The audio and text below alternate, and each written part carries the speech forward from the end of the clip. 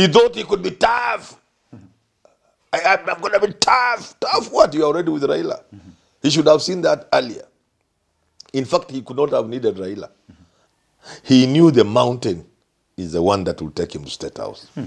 So he made great friends with the politicians, who then began inviting him for functions, innocent church functions. So he captured the church. And he poisoned the ground. And the people were drunk with Rutoism.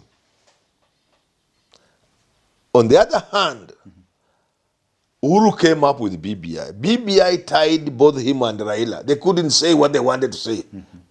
Because the main accusation against BBI was that it was a vehicle to be used by Raila to State House. So both of them were denying it.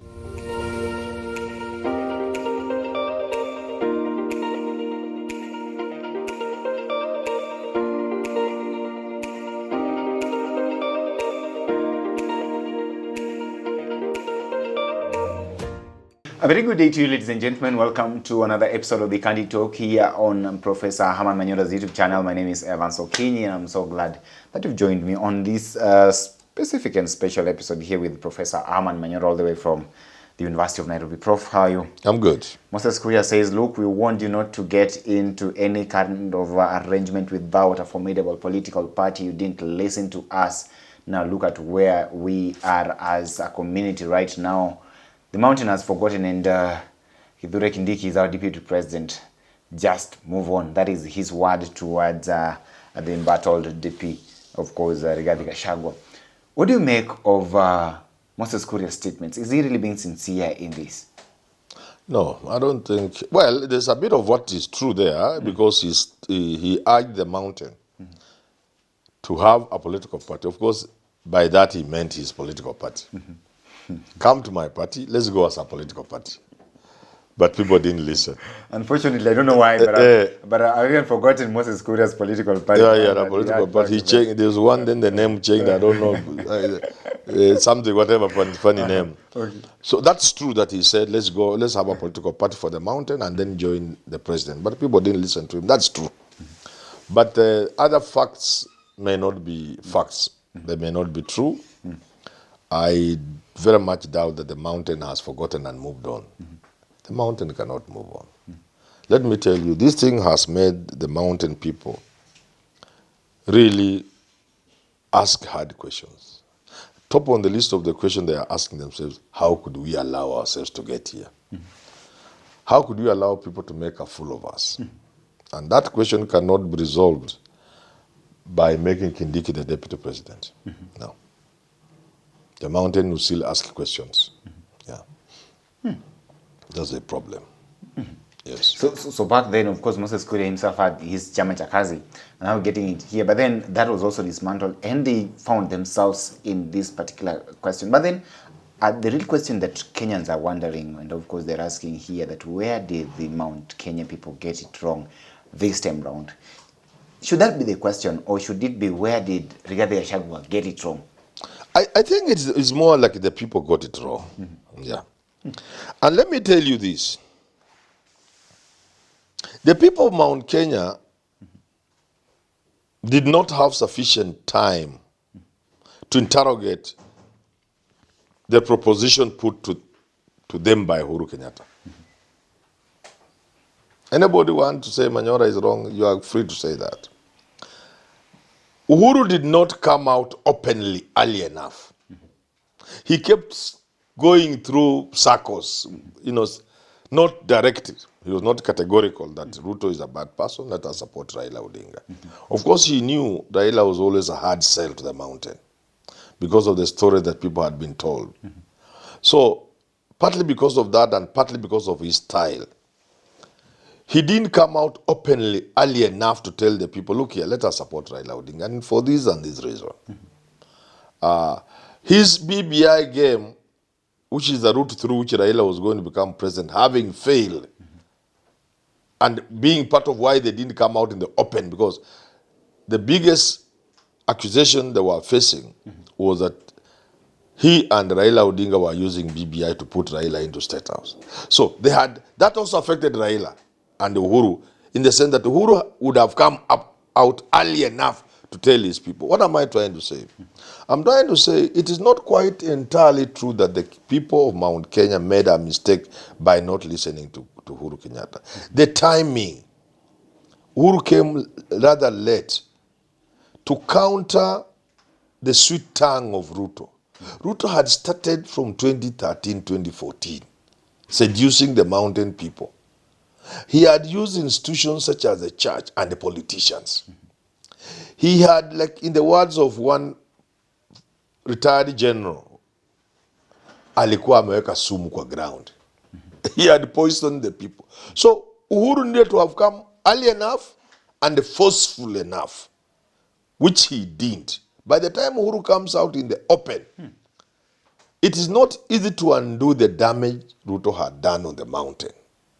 Now, my theory is this, that if you look at the voting patterns, and I want to look at the really voting patterns, the numbers, the really numbers, and don't ask him why I'm using the word the really numbers. The vote, the election day came when the Mount Kenya people were getting to believe Ruto, Uhuru, but there was still some, at that point, the voting day, 9th of August, had come. If the election was coming a week or so later, the people of the mountain would have already decided to follow Uhuru Kenyatta, because what Uhuru was saying was making a lot of sense. And also, the same being said by Mother Karua. It was making a lot of sense to the people, but it was taking time. That explains the low voter turnout in Mount Kenya. That indecision, that trying to make the decision to cross over to what is making sense coming from Mother Karua and Uhuru Kenyatta. That crossing over moment came just after the election came just at that time. And there's no other reason why the people of Mount Kenya, known for turning out in good numbers, came out in the law, with the law, such a low turnout. Yeah. So you cannot blame them. And that, from that day, they were in a wait and see mode. That mode when you regret what you have done, but wait and see. How if Ruto becomes a good person, that will be okay. You know, it's a psychological thing, eh? But unfortunately, Ruto didn't capture. He didn't understand the situation well enough to do things that will make even those who are trying to doubt feel, no, we were wrong. Ruto is the right guy. So he proceeded to do either nothing for the people or do those things that antagonize the people. So where does that leave Mount Kenya people?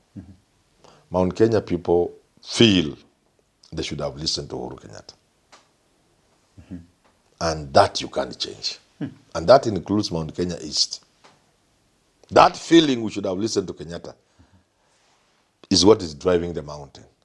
The Gachagua impeachment is merely icing on the cake. Yeah. And what actually made these people... Just a catalyst. What actually made the Mount Kenya people not listen to President Uhuru Kenyatta back then and fell for the Gachagua-led kind of narrative, and of course the Gachagua money to sway them to the other side? You see, I'm saying Ruto is a politician par excellence. Okay. And he's a smart politician. The moment he took oath of office in 2013, he looked at 2022. He wants to become president, and he started on day one. He knew the mountain is the one that will take him to State House. So he made great friends with the politicians, who then began inviting him for functions, innocent church functions. So he captured the church, and he poisoned the ground, and the people were drunk with Rutoism. On the other hand, Uhuru came up with BBI. BBI tied both him and Raila. They couldn't say what they wanted to say. Because the main accusation against BBI was that it was a vehicle to be used by Raila to State House. So both of them were denying it. And in the process, denying themselves the time and the opportunity to counter what Ruto was doing on the ground. By the time BBI is knocked off off by the courts, the time left is too little. In fact, you had to be a Raila Odinga to enter the race 9 months before the election and proceed almost to win it. Let's not say winning it. Let's say almost winning it. Because Raila now, because of BBI, he couldn't say. I personally interviewed him for TV47 in his home in Opoda. And I put up this question. I tried to be clever. He finally told him, I know where you are going, please, don't go there. I'm not going to tell you whether I'm running or not, because I haven't decided. You know me, I can interview somebody.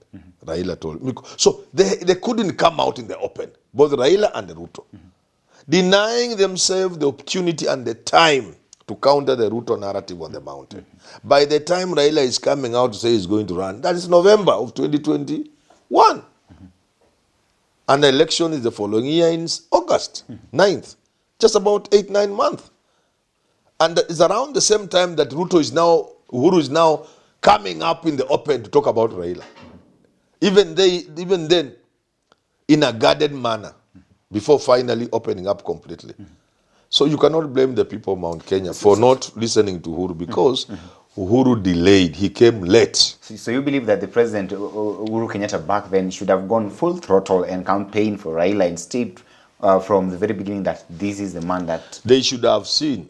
And that's why I keep talking about advisors. Raila and Uhuru should have seen the BBI was going nowhere.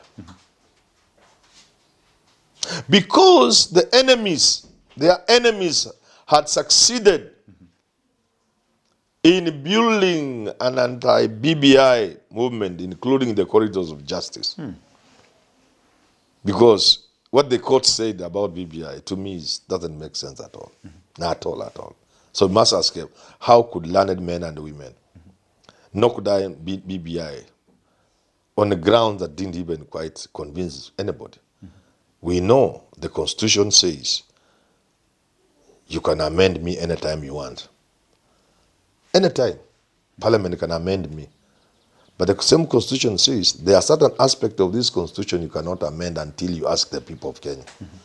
And the courts were trying to tell us there must be another higher thing. So what I'm trying to say is that I don't want to blame the people of Mount Kenya. Neither do I want to blame Raila or Uhuru or Mother Karua. But if they had been smart, they should have abandoned BBI early enough to be able to be free to say that Raila is running and Uhuru is supporting him. And Uhuru begins to convince the people of Mount Kenya early enough. So that happened, and the people look back and they now know they should have listened to Uhuru Kenyatta. And that can't change. Definitely the Mount Kenya people right now, when they look back, they can say, we wish we listened to this man here when he talked to us. Now, let us have this, because... that is why, you know, politics is politics. They say, like, law is an ass. I think politics is a bigger ass. For that reason, if somebody like Uhuru Kenyatta stood for politics, it's a walkover. It's a walkover. You know, Gachagua can look and say, okay, for me, this politics is over. Life is bigger than being president. There are other things I can do. I'm a businessman.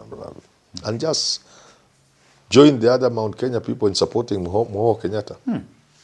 I'm telling you, it's a walkover. Nobody will beat Uhuru Kenyatta. Nobody. Because the name Kenyatta has already come back with its force. He's our leader. You see, including everybody, including Gachagua, saying our leader. It's not Uhuru, it's the name Kenyatta. So if Uhuru Kenyatta were to come today and say, I want to be president of this country, I'm telling you, the votes he will get, he's the only man who can beat William Ruto without campaigning. We're yet to see that. But then it's just a matter of time before the deputy president nominee assumes office, or otherwise, depending on what happens from now henceforth.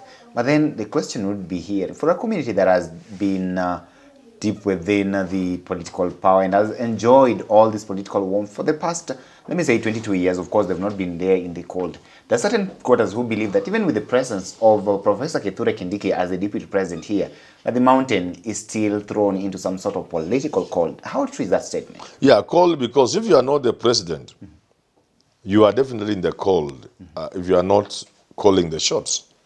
And that's why Gachagua resonates with the people well, because he made them feel part of government. He was not a weakling. He was not a flower girl.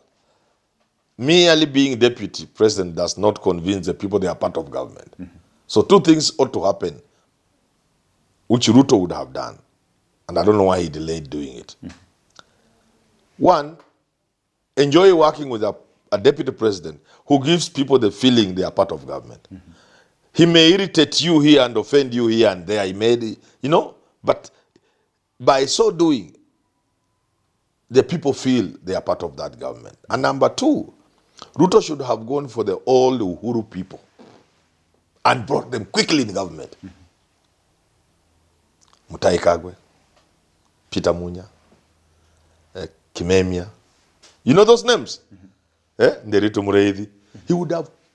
People love power, but don't be lied to. If Raila can go there, people like, kuna mtu atakata. Bring all these people. If he had done that, he would just be smiling. He thought he could be tough.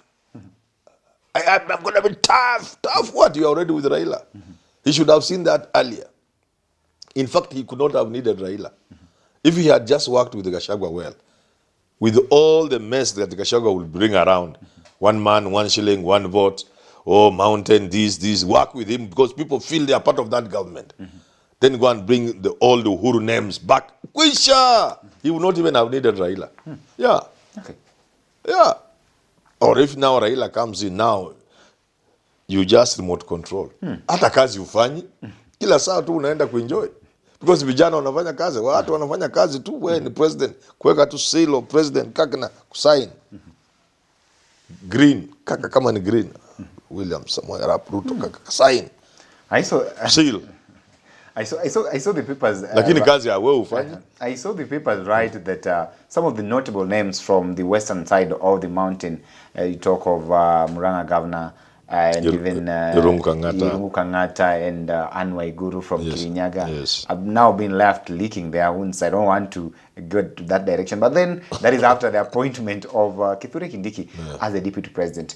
Don't you then think that, okay, in your own view, that it's time for the western side of the mountain to actually support their eastern brothers? So that theoretically, yes. Theoretically, they have supported. The Meru, the Embu, and the others have supported the Kikuyu from Kenyatta style. Okay. They go to the mountain to hunt. When the prey comes, the Kikuyu put it on the back and go away with all of it. When these guys follow them, wanakata hooves, wanatupia hao alafu wanaendelea mbele. So it will be natural, but that's not how, the reality is not that way. That's not how politics works. Okay. It's not how politics works. Even small groups dominate big groups. The Kikuyus are only lucky they are the majority. But there were even instances, even at the coast, people of Arab origin or descent call the shots. The indigenous are more than them. But the people are happy with them. So, in fact, it took Nyerere to convince the people of Zanzibar that it's in their interest to work with their fellow Africans on the mainland than to be dominated by the Arabs on the mainland. But even now, those sentiments are still there. People will be happier to deal with the, so the domination is a complex matter. Because it is human nature. Sometimes people are happy to relate with the people. Irregardless, we have to remember Uhuru Kenyatta, irregardless of the fact that perhaps in that relationship, they are on the receiving end. You get it? I get you, bro. So theoretically, it is time for the West to support the East, theoretically. But in really politics, I am telling you this. If Muho Kenyatta stood for elections and against the very good president, William Samoei Arap Ruto, ably deputized by Professor Kithure Kindiki. Guess what? Kithure Kindiki will not manage to convince the people of Mount Kenya to vote for Ruto. Those people will vote for Kenyatta. That's human nature. And that's a reality. He will not convince them unless he himself were the presidential candidate. If Kindiki was the presidential candidate, running against Kenyatta, another presidential candidate, he would convince the people of Mount Kenya East to vote for him, but not in significant numbers. A majority of them will still vote for Kenyatta. Does the appointment of Professor Kithure Kindiki here therefore show some sort of an end to the dominance of the western side of the Mountain Brothers over their eastern fellows? Not really. You also, so Kindiki as a person is a very good person. He's too good to be a politician, leave alone being a deputy president. If you are somebody like Peter Munya, and I'm telling you because I understand this country very well, if you are somebody like Peter Munya who can fight, even the people of Mount Kenya East themselves will feel they'll be part of government. Somebody like Peter Munya. You get it? A person of that caliber. Kithure Kindiki is too good for politics. Yeah. And the people, even there, will not be convinced we are really in government because Kindiki is there. They will not be convinced. But if it was somebody like Peter Munya, yes, they would. Mount Kenya East will feel they have somebody, and even Mount Kenya West will have something, some warmth will reach them if it is somebody like Peter Munya from Mount Kenya East. It's not just a question of coming from Mount Kenya East. And again, you see the problem, Kindiki comes from the very small community of the Tharaka. Yeah. For many reasons, the Meru have never felt the Tharaka are Merus. Well, despite all those, the president still settled on him. Let's wait and see whether President William Ruto has his cards played right. But ladies and gentlemen, thank you for tuning into this conversation. Of course, you can weigh in and tell us what you think about the discussion that we've just had here with Professor Herman Manyora. If at all you're watching us for the first time, kindly subscribe to our channel here and support us as well.